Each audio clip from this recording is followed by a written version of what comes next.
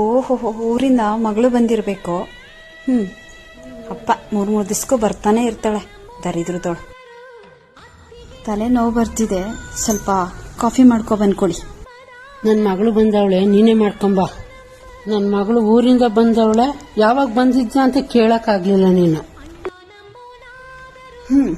ಅಯ್ಯೋ, ಮಗಳು ಬಂದಿರೋದಕ್ಕೆ ಕೂತಿರೋ ಜಾಗನ ಬಿಟ್ಟು ಅಳ್ಳಾಡ್ತಾನೇ ಇಲ್ಲ.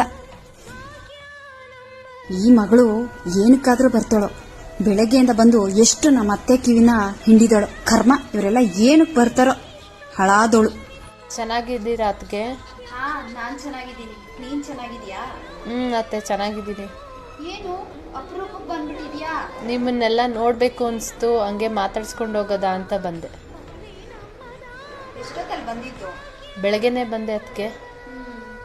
ಸರಿ. ಏನು